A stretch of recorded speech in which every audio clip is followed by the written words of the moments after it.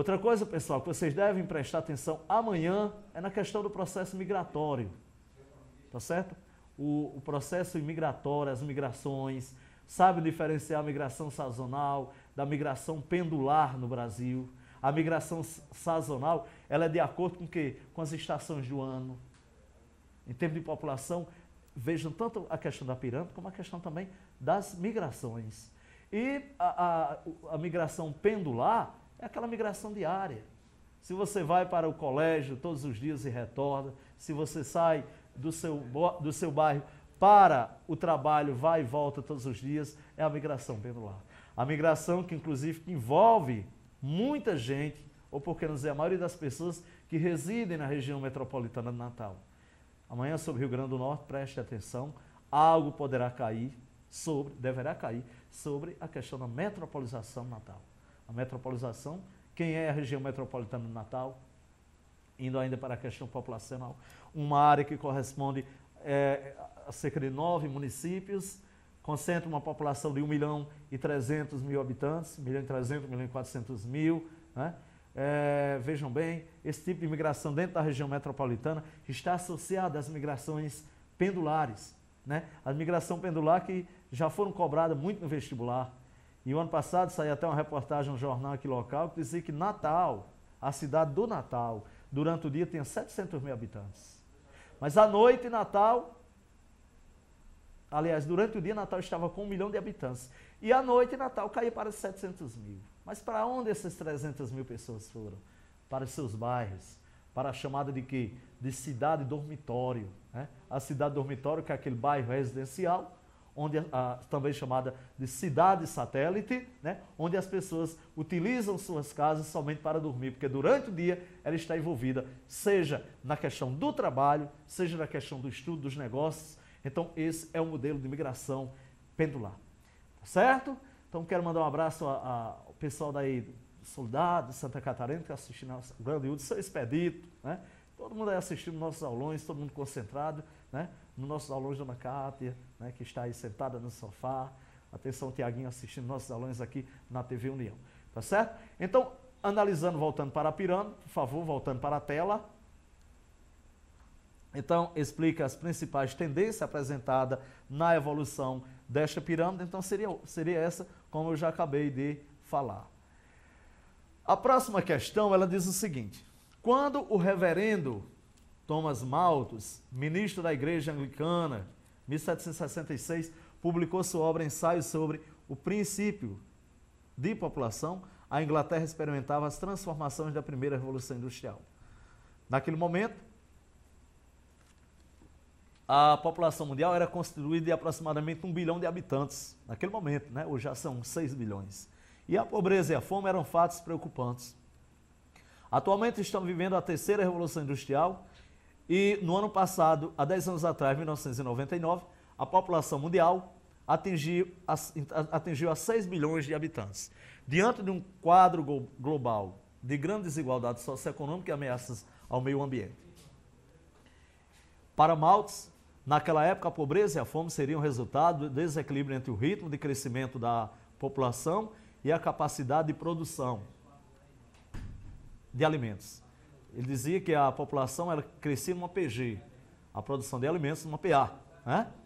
Hoje, para os novos malthusianos que adotam um discurso alarmista, a redução do crescimento da população dos países periféricos reduziria o número de pobres e famintos, assim como diminuiria a pressão da população sobre recursos que a natureza pode oferecer. A partir do texto, explico por que a previsão de Malthus não se concretizou. E apresenta uma crítica ao discurso neo-malthusiano alarmista. Pessoal, para a gente concluir, só para a gente concluir essa questão, vejam bem, a previsão de Malthus ela não se concretizou. Malthus dizia que a população crescia numa PG. Se a população mundial naquela época tivesse crescendo como ele fazia a previsão, numa PG, hoje o mundo teria mais de 15 bilhões de habitantes. Não tem. Nós temos aí entre 6 e 6,3 bilhões de habitantes. Então, não se concretizou. Ele foi literalmente exagerado, tá certo? O que era que Malthus dizia?